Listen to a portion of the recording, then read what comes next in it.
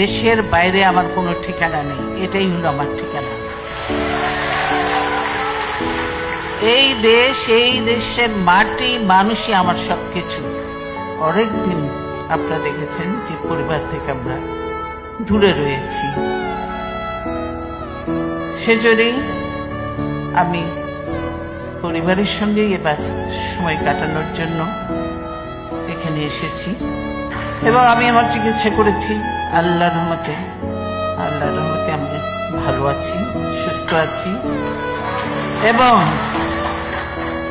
যদিও পরিবার তো বহুদিন পরে দেখা, কাজে তারা ছাড়তে চায় না,